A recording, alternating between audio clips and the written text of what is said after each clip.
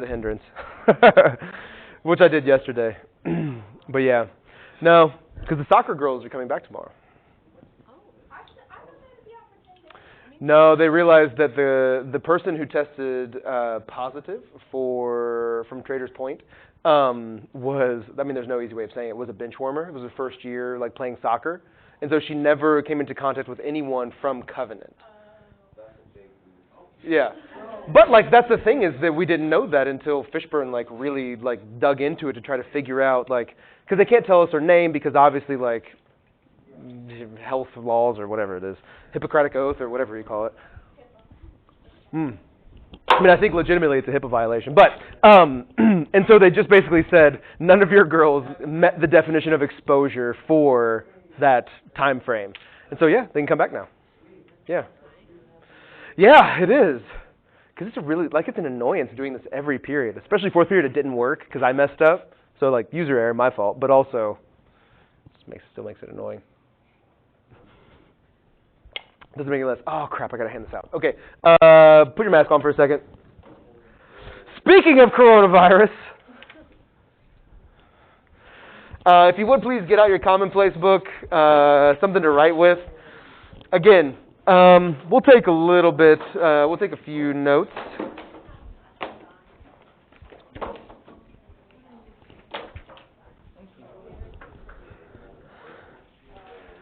What are you saying, Hannah, about my sign?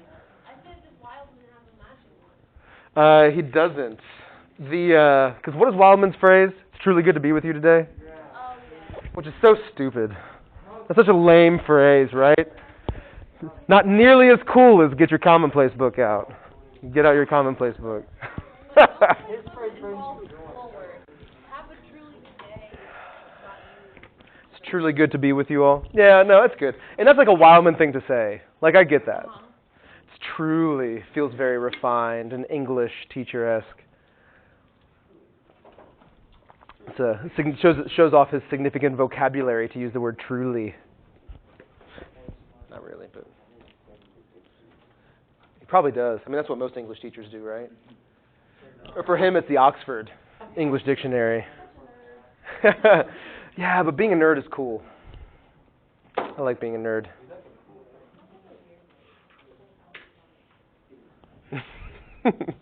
All right, but let's start with this, if you would please. Let me make sure. Oh no, I didn't do that. Okay, it's current stream. Please don't mess up. All right. Is Hannah with us? Oh, she's here. All right. So let's start with this. Please, if you would, pray with me. Almighty God, you have given your only Son to be for us a sacrifice for sin and also an example of godly life. Give us grace to receive thankfully the fruits of his redeeming work and to follow daily in the blessed steps of his most holy life. Through Jesus Christ, your Son, our Lord, who lives and reigns with you and the Holy Spirit, one God, now and forever. Amen. Okay, so what we want to do today is to walk through longing a little bit more, to try to get to the heart of like what it is, well, why it's important, what it is, and what it isn't. That'll hopefully make sense in a little bit, but yeah. But to begin, what I would love to do is to kind of walk through yesterday a little bit and do a little bit of a review, because some of the key points that we talked about yesterday, I want to make sure that you guys at least have notes on or have made a note of, because they'll be really important for in like 2.5 weeks when we have our unit quiz. All right? So when we get done with purpose and identity. Because those quizzes are a lot of fun, actually. I mean, I can say that. But they're not like an objective, there is a direct answer for this. It is basically, that's not what do you think, but it's based on class content. How would you respond in this situation or to this question, so on and so forth. So there'll be 2 or 3 questions that deal specifically with like the topics, and then there's one question that's kind of like a case study. But it's a lot of fun to like engage with because it's like actual practical. So the quiz doesn't feel like you're just like memorizing stuff and regurgitating it, but you actually have to think about it. I'm such a jerk, making you guys think. I know, right? Okay, so let's start with yesterday. Where does longing come from? You guys are all looking at that. Where does our longing come from?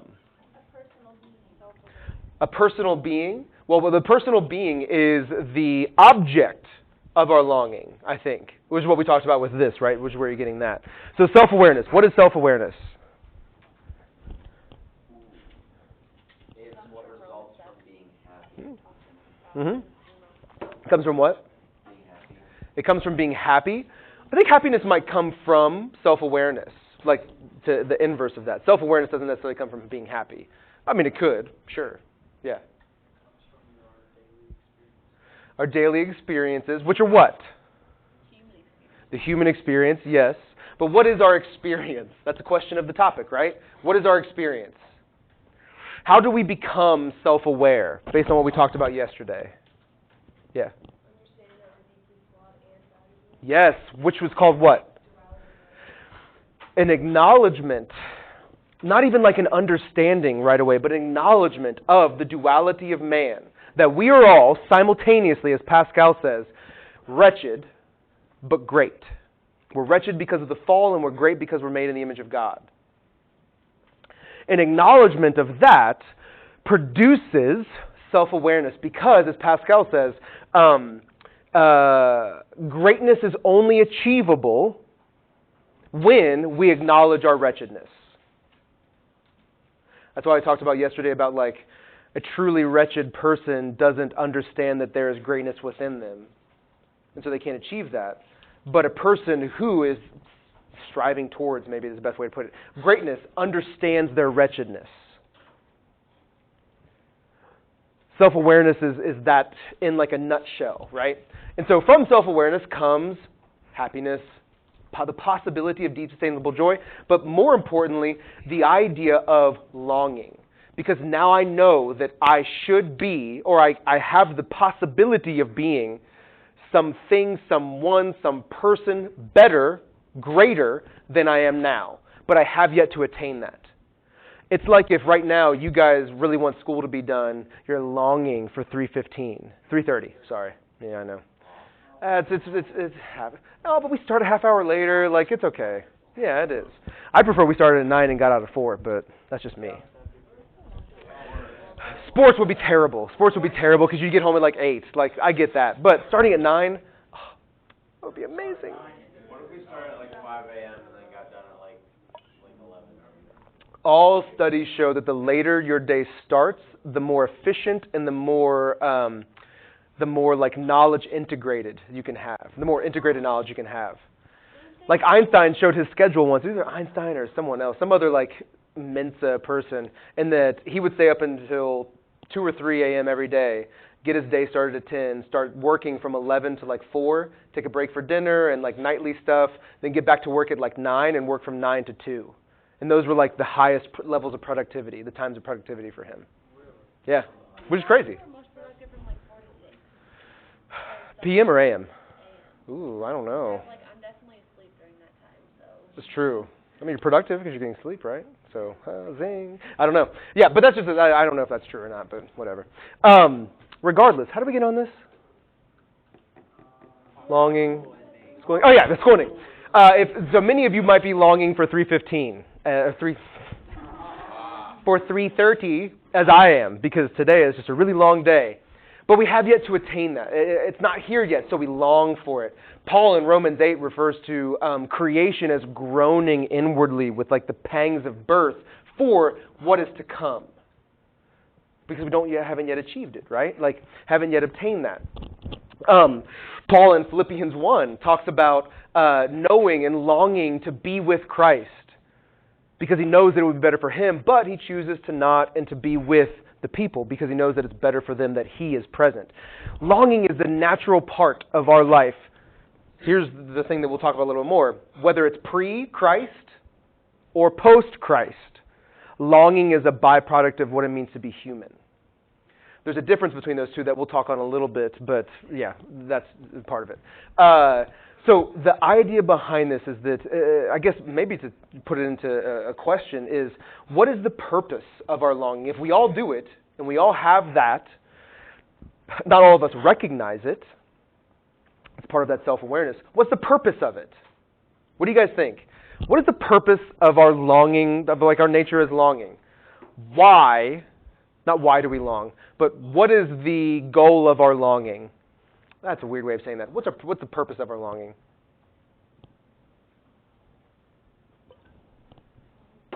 What is it that we seek in our longing? Yeah. I think in some ways it could be like discovering who you are.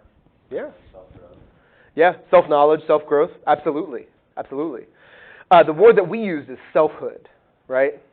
Self-knowledge, selfhood, in that sense, 100%. I know more about who I am because I know now that I'm longing in what will actually satisfy me, what can fill that satisfaction. That's good. Accomplishment, yeah. But what happens if we don't accomplish anything? Like, what happens if, like, we're just random people who have like a 9 to 5? Like, is there no possibility of, I don't want to say satiating, but like satisfying or like fulfilling that longing? I mean, I think there is.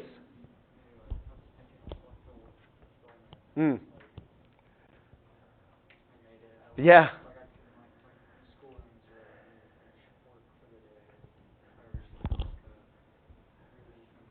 Yeah, absolutely. Yeah. Absolutely. I think the fulfillment is a great way of putting that. I wrote down satisfaction as mine. But like selfhood, satisfaction, and I think at the end of the day, what we talked about yesterday a little bit, happiness. That thing that we call deep, sustainable joy is the goal of our longing. It's the purpose of our longing. It's why we long. It's what we want. Because longing means that it's naturally we do not have something that we desire. So happiness means that we do have that thing. So it's not a question of do we long, but it's a question of what do we long for. I think that's at the heart of this issue and our experience, that question too. So let me ask this. This is a bit of not a redundancy, but it's a bit of the question is worded more complicated than what the solution could be, but couldn't think of another way to word it, so we'll just figure it out. I'm going to give you a statement. I want you to say, okay, do you agree or disagree with this? If human beings are conscious of their longing, if we're self-aware, if we're aware of this, right? This would suggest that there is some distant, we have yet to achieve it, or implicit within us, understanding of what would make one happy. Do you agree or disagree with that? So let me say that again. If human beings are conscious of our longing, this would suggest that there is some distant or implicit understanding of what would make one happy. So in other words, if we're aware of our longing, then we know that our longing it's like two puzzle pieces that fit together perfectly, right?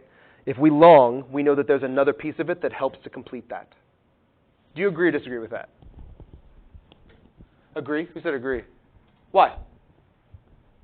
Well, if you're aware of your longing, then you don't have what you long for. Mm-hmm. Because if you have it, then you're not longing for it anymore. So if Mm-hmm. once you have what you long for, then you no longer. Well, but does that thing, once you achieve it, I recognize that we're speaking in like vague generalities, but like once you achieve that thing, does that mean that you no longer long? For that? I mean, could be for that thing. Like I always think about relationships and people, like, boyfriend, girlfriend, right? Like I'm not dating this person, but I long for them. Like I desire them in that way. And so once I have them, does that like stop? Is my longing fulfilled for that person? I would hope not. Because like at the end of the day, if that happens, then you should probably just break up with that person. Like if you're content and you're comfortable and your longing is fulfilled, you no longer desire anything about that, then you should probably just let them go. Because you probably don't actually want that person.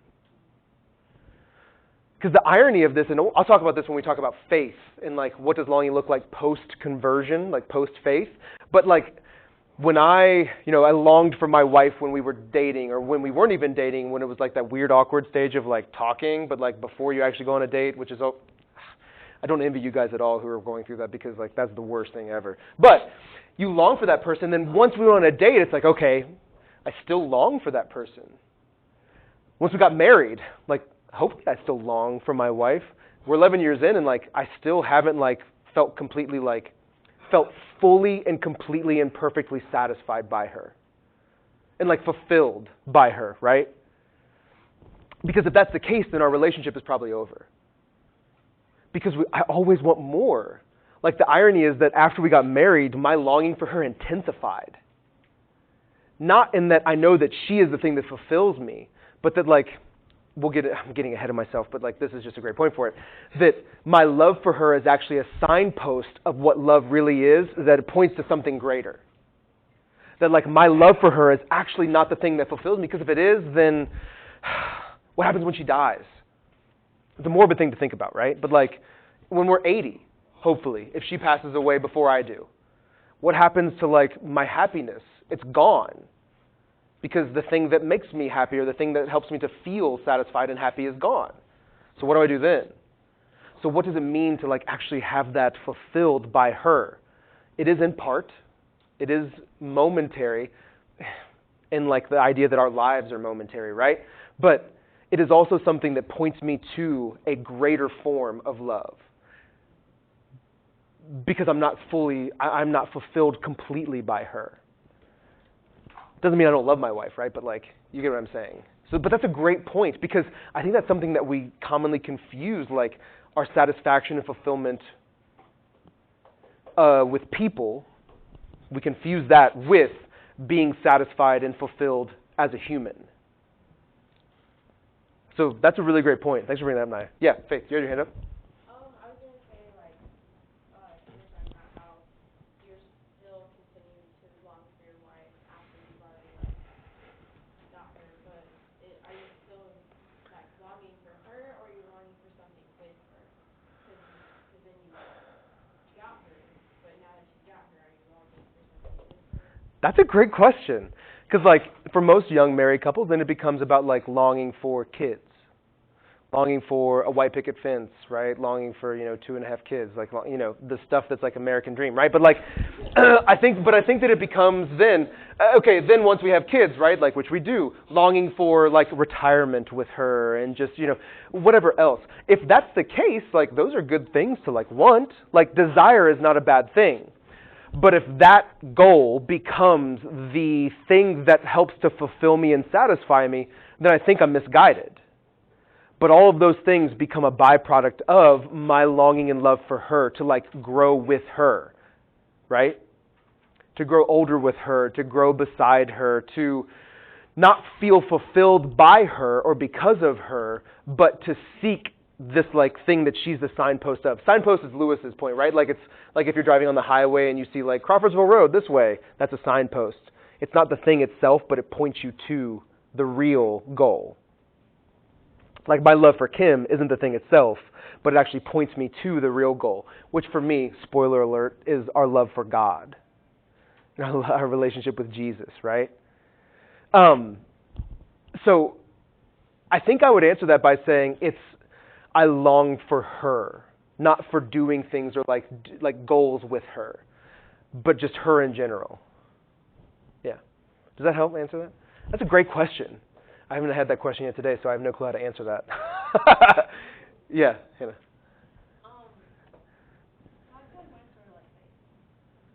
You're sort of what? Like faith. Like faith? Okay. Yeah.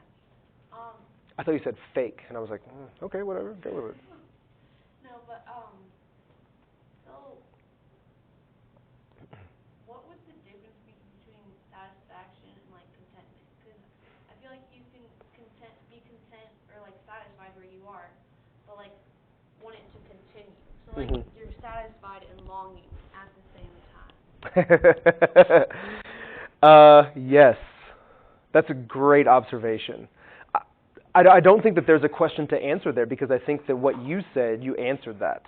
That satisfaction is, I think, more of the momentary, like, okay, I feel good. It's like when I eat, right? I crave things to eat. Like, I feel satisfied in that moment when I crave Chipotle and I get a giant chicken bowl. Great, I feel satisfied until the next time I need to eat, right? Contentment is satisfaction, but it's knowing that the thing that your satisfaction, the thing that your fulfillment is in, is something that doesn't end, but also can continue to accept all of your longing. So what it means is exactly what you said, that I'm satisfied partially, Because I don't think that satisfaction and fulfillment, complete and perfect fulfillment, is a reality in this life, non-Christian or Christian. Because the irony is that when I come to faith, my longing intensifies. Because now I know what like life is, and now I want more of it. But it doesn't mean I'm not satisfied in Christ. The difference between that, I think it goes to what you said, which is it's complete satisfaction, but it's also complete longing. Like both of those things simultaneously. Which that, I apologize for using this term because I know it becomes, it's become something since last Spiritual Emphasis Day. It's a paradox. Okay, chill. It's a part of the paradox of Christianity, is that my experience is one that pre-Christ, all of my longing goes into things that try to like help me feel that fulfillment.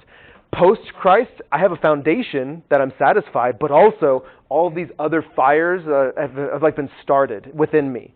That now I see taking a hike as being this thing that like, oh my gosh, I long for that. Or that is a manifestation of my longing. That loving Kim, not just like goals with her, as Faith said, but like actually like longing for her is intensified now because I know what love is, love of Christ. Now I desire to reflect that to her, knowing that I have yet to attain that perfectly. With my kids, right? With food. Like it's the same thing. All of those things become, through the lens of the Christian worldview and through the lens of faith in Christ, perfect satisfaction, but also perfect longing. Does that make sense? Yeah.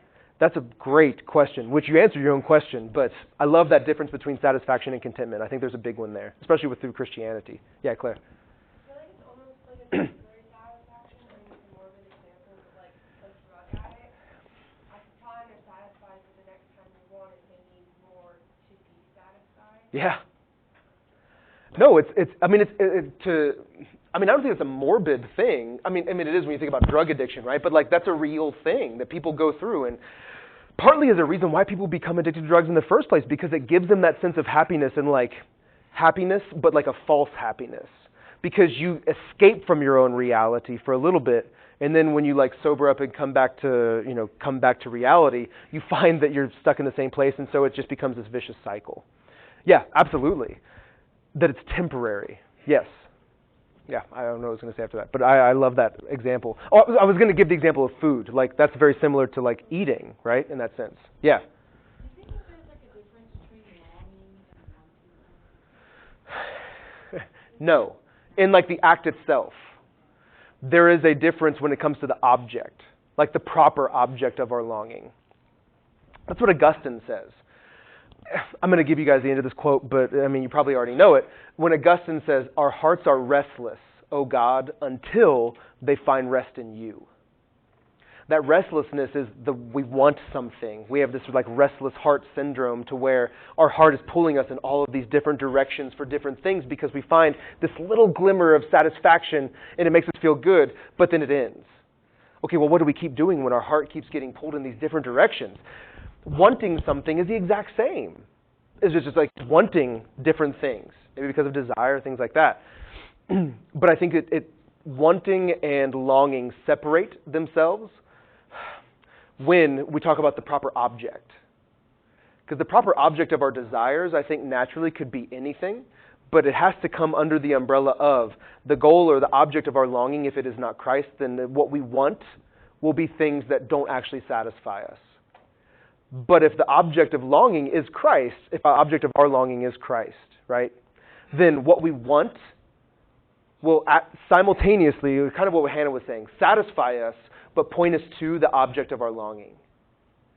So like working out no longer becomes like a satisfactory thing for me, like I find satisfaction in working out, but it actually is a reflection of a deeply spiritual act.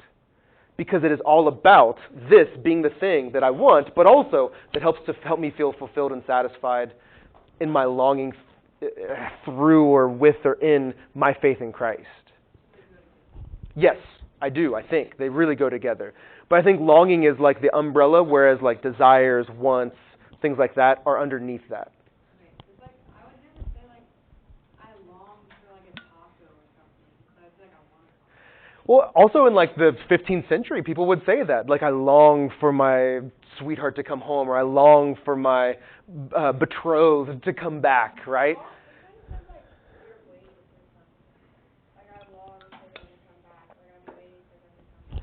Well, I think waiting implies that that thing is coming to you. Longing implies that thing is just out there. I can see it, and I know that I have yet to obtain it. Yeah. So I don't know if there's a significant difference other than the proper object. That's a good question. Yeah. So that's kind of why I thought with patience is like the virtue.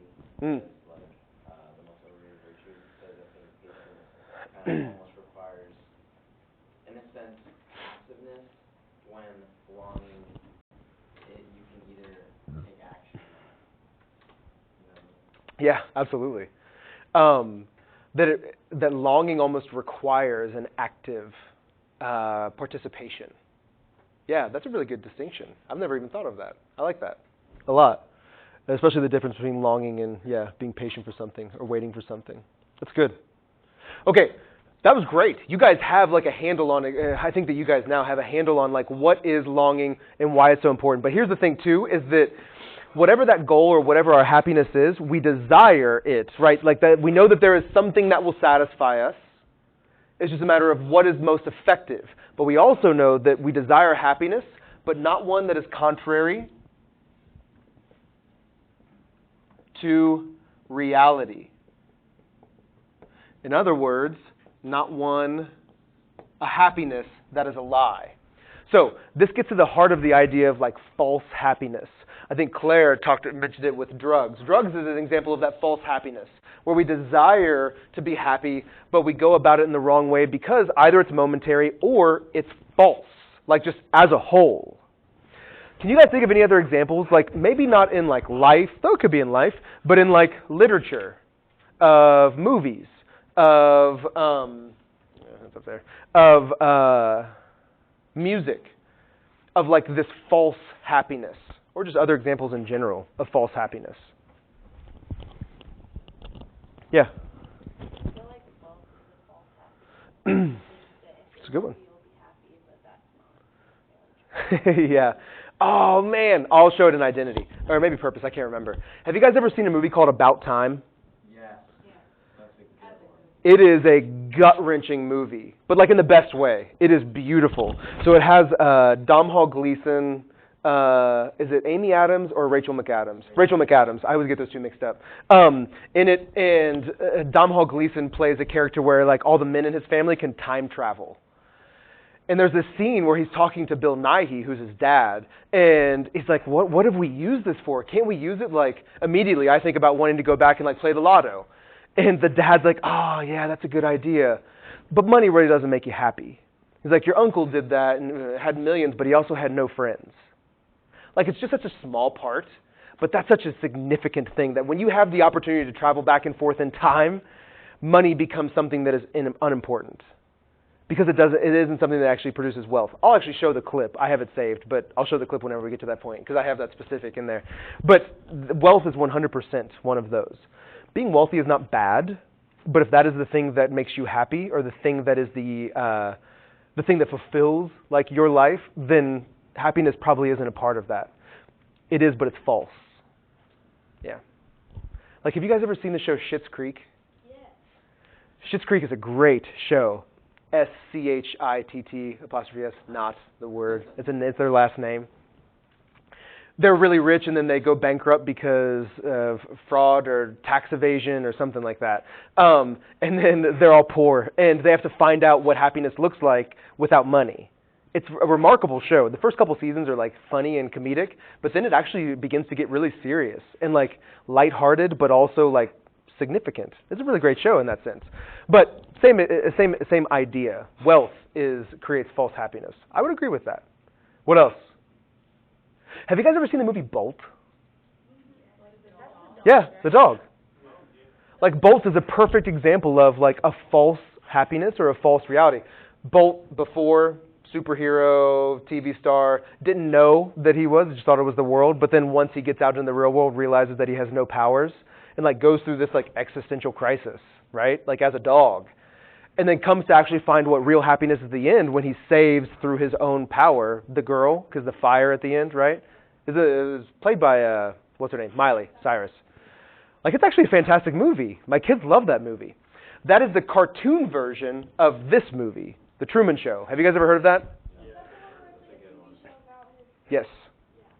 So the Truman Show was made in like the 1990s, like late 90s, I think. 1998. It says it on there. I didn't even know that. And it has Jim Carrey in it, and he plays a guy who is born in a bubble. And this guy decides to, he's played by Ed Helms or something like, not Ed Helms, Ed Harris, who decides to like make his life into a reality TV show where everyone knows that it's a TV show except him. So Truman, Jim Carrey, this is his wife, lives in a world where everything is great and everything's perfect, and like the world is perfect, but he begins to like realize that it's not fulfilling because it's fake. Like they chose his wife for him, all of his best friends are actors, even his kids are actors. So like it is about what false happiness actually does to us. Have you guys ever heard of the show Stepford Wives?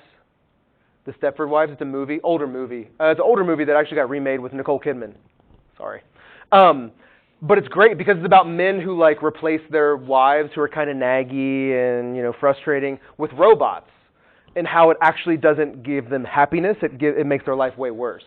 And that happiness actually is included in like all of the frustrating fights and arguments and bickering with someone else. But that's a whole other point. This is a clip from the point at which the movie begins to hit its like climax, where Truman is really frustrated with like his reality because he realizes that it's not satisfying him. He doesn't love his wife, or his wife doesn't love him. And so what you find early in the movie is that he fell in love with this woman who's not his wife, but the show like killed her off. They didn't kill her off, they just like took her away, right? And she's living in the real world in the outside, and he's like longing for her because that's like what love really is, and that's what happiness is for him. But this is a scene where everything begins to like break down. Hold on, let me make sure this is on. Oh, that's too loud. It's a really good movie.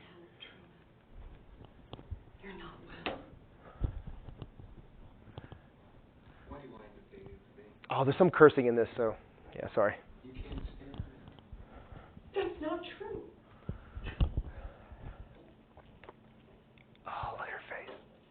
Why don't you let me fix you some of this new cocoa drink? All natural cocoa beans from the upper slopes of Mountain Nicaragua, no artificial sweeteners. What the hell are you talking about? Who are you talking to?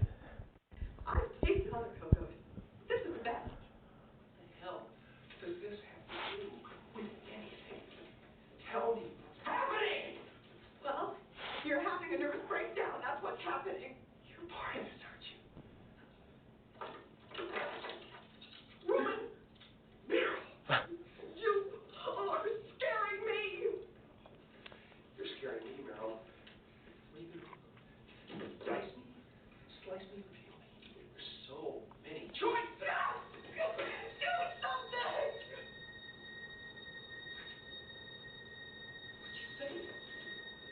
Who are you talking to? Listen, I didn't say anything. I didn't say anything. No, I didn't talk. I wasn't talking at all. Talk to me! Tell anything. Please stop. What do you want? Ruben? This is his best friend who always comes over with a six-pack of beer to like talk. Oh, thank God. Oh, thank God. I'm going to want to carry on under these conditions. It's not professional. So this is kind of the scene where everything begins to break down, and that guy who walked in at the perfect time, right? Because he was told to walk in at that point with a six-pack of beer.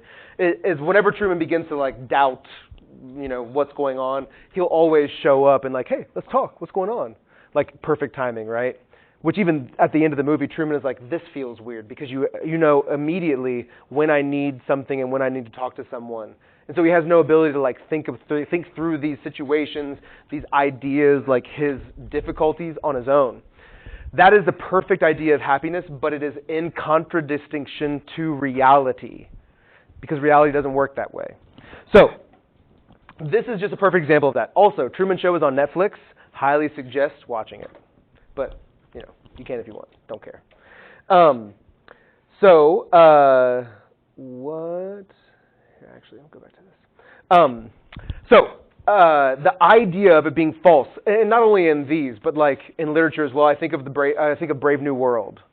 Brave New World is a perfect example of this, and that's from a non-Christian perspective. And I think some of you will read this by the end of the year, like at the end of the year with Wildman. The last 20 pages of that book destroyed me when I read them because it shows kind of the logical consequence of existing in a false happiness, knowing that it's false, but not being able to get out of it. It's profound. And it's written by Aldous Huxley, who was like the antithesis of a Christian.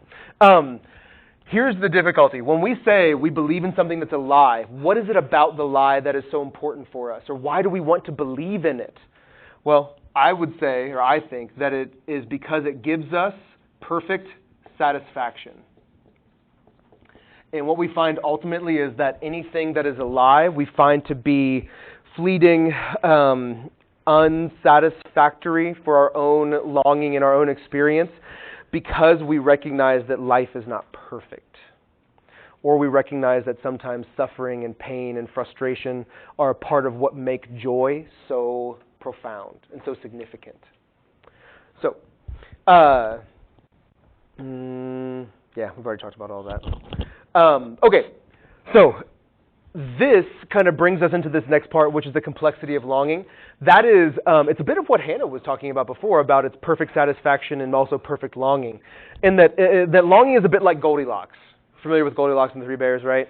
Goldilocks comes in and tries different porridges. One is too cold, one is too hot, one's just right. Yeah?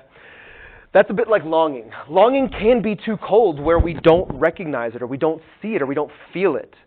If that's the case, what do you guys think is lacking in the life of the individual who like doesn't even feel or isn't aware of their like nature as longing? We're trying to connect the dots back to the beginning when we did a review of yesterday. What is lacking in the individual who isn't aware of their own longing? Yes. Zero self-awareness. Because if there's self-awareness, there comes an understanding of our wretchedness and our ability to see our greatness. And then that's where longing comes in. And if we don't have that, that person lacks self-awareness or self-knowledge, which, as you guys have probably experienced or you will experience, is a distinct possibility within people. All right? The other side of this is that, it's too hot. Sometimes our longing can be too intense, or we can feel it to be too intense.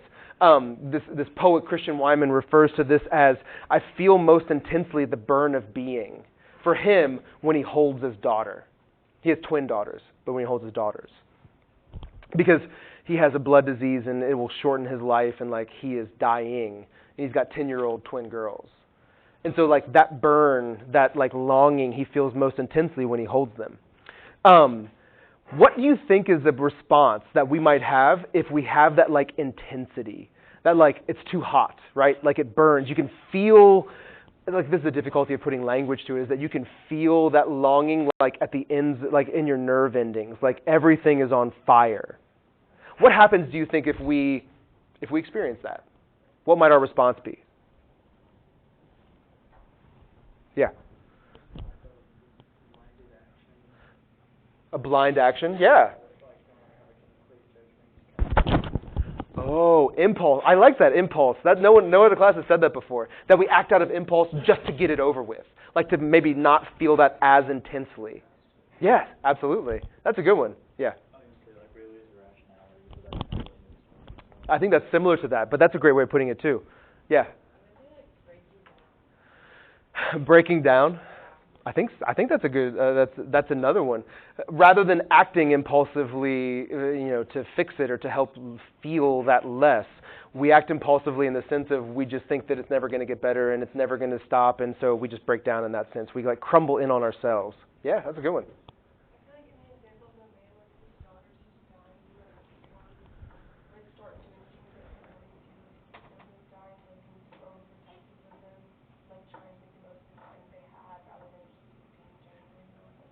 Yeah. Yesterday when we talked about what do unhappy people do, one of the things I said is they're controlling. I think that might be a picture of that. So like that intense, like the intensity of that longing leads him to like unhappiness because he just wants to control everything and be present in every situation and take care of them because he knows that might end at some point. Absolutely. There's one big one I think that we're missing, and maybe it was just a bad question on my part. I think we might distraction. Like maybe it is acting impulsively, but also it's like we feel that burn so deeply at the end of our fingertips, but also I'm going to go turn on Netflix and just check out for a while. Or I'm going to, do X, Y, or Z. That is a distraction in that sense. But then also we get this other sense of longing where it's like it's just right. We're self-aware, we understand our own experiences, we see that thing that we want, right? But or maybe we don't see the thing we want, but we see ourselves as longing beings. And so what is the thing that brings about that sense of longing for us, that feeling of longing for us? C.S. Lewis describes it as Sehnsucht, which is a German word for longing. He talks about it in Surprised by Joy, and I want to read this little section to you guys because I think it's really clear as to what he's talking about with the complexity of longing and why it's so important to understand this. So he says, as long as I live, my imagination of paradise, heaven, right, like paradise like in a biblical sense, will retain something of my brother's toy garden. And every day there were what we called the Green Hills. That is the low line of the Castlereagh Hills, which we saw from the nursery windows. They were not very far off, but they were, to children, quite unattainable. They, the hills, taught me longing. They taught me Sehnsucht. So, for Lewis, the longing that he experienced was brought about by encountering something that brought him joy. He realized that when he encountered joy, that is not a feeling that he wanted to end and he wanted more of. So it's much more of this idea that we were talking about before of, it's this satisfaction, but also I need more of that. It's think about nights when you hang out with your friends. And it's a perfect night. Not atmosphere or weather, but it's just perfect in that the night goes by like that. Have you ever had nights with friends where you hang out and then it's oh crap, I already got to go home? That is what he's talking about here is Sehnsucht. That is not something you experience and then immediately you're oh, okay, cool, I'm good. I never want to hang out with my friends again because I'm satisfied. What do you want? You want to do it again the next night. You want to do it again the next night. You want to do it more. That's what longing and this idea of Sehnsucht is. Sehnsucht is a catalyst for longing. Something that we encounter that is a catalyst for longing. So the question I want to ask really quickly is, what are catalysts for longing in your guys' lives? Maybe it's hanging out with friends. Maybe it's traveling. Traveling, I think, is a big one. Maybe it is, for me, it's always my kids. Thinking about my kids, growing up and stuff like that. That's always a catalyst for longing for me. We don't have time to walk through this question a ton, but it's important to note that longing or our acknowledgement that we are longing individuals comes from the fundamental self-awareness we have, but also there can be some encounter that we have with something that produces that longing within us. A lot of the times it's could be art, like movies, right? Music is a big one. Books for me is that, and I'll talk about that in a second. So here's kind of the conclusion of this. What can we conclude about our experience of longing? I have two things. Number one is that our longing is something that can be satisfied, but only partially. That complete satisfaction is something that comes in the next life. But we can be satisfied now, or we can be satisfied in Christ now, but even then, we talked about that before. Number two, it's a quote. What do I want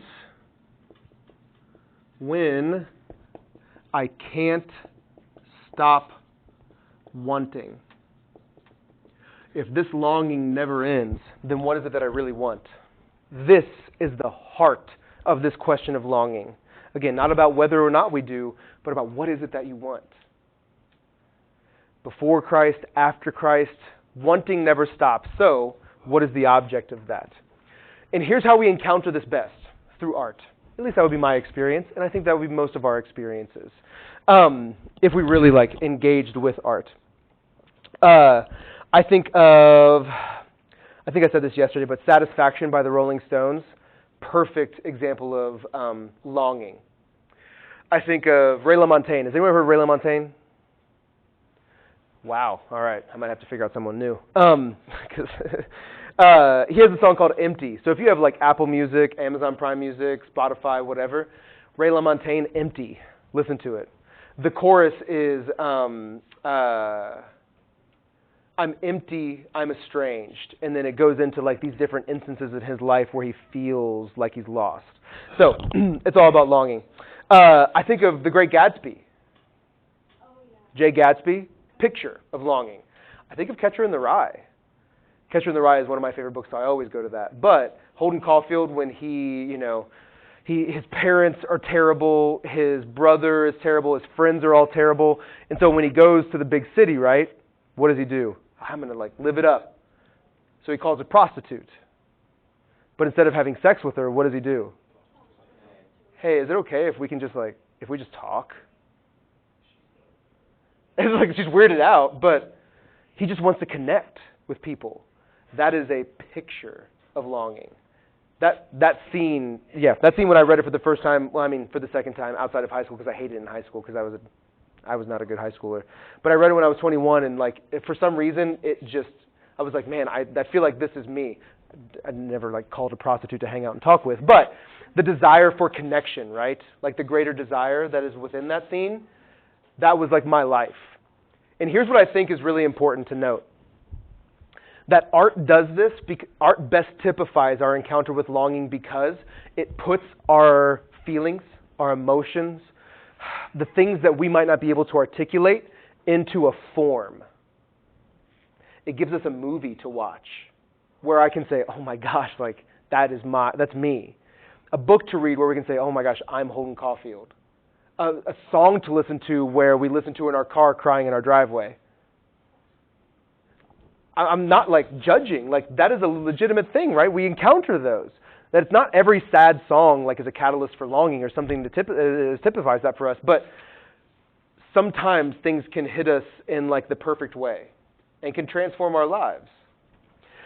This poem is one of them for me. I'm not going to read the whole thing because we don't have time, because we went a little long on questions or on other stuff. But I do want to read the last stanza, the last stanza. The first 4 3/4 of the stanzas on this poem are all about a guy's encounter with nature and creation.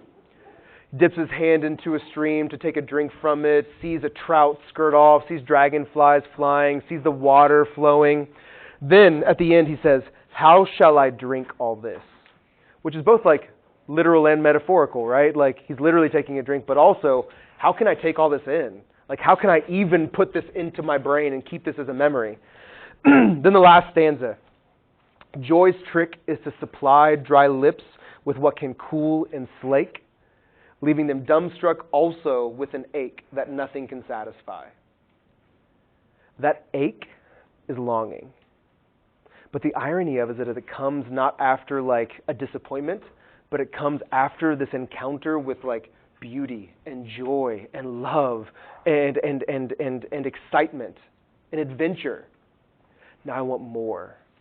Because that's kind of, going back to what Hannah kind of mentioned, that's kind of the goal of longing, is not that we seek some satisfaction in something material and temporal and momentary, but that in the momentary things that we seek satisfaction in, or we find satisfaction in, we see that they're actually pointing us beyond that thing, because even our joy in that thing leaves us dumbstruck with an ache that we know that nothing else can satisfy. And that ache we find to be our relationship, or pointing us to this greater thing, which is God. Augustine says it perfectly, which I've already said, our hearts are restless, O God, until they find rest in you. Joy doesn't mean that we don't have joy in these moments, or we don't find happiness in loving another person, or whatever else. But it means that all of those things are just shadows of what love really is, of what really fulfills and satisfies our longing. Okay, I'll pause there. Any questions? Comments, concerns? It's not meant to be. More of a, not just teaching you something, but helping you to understand your own experience. Putting language to it. That's what I found. Okay, cool. Tomorrow we'll come back and we'll talk about distractions.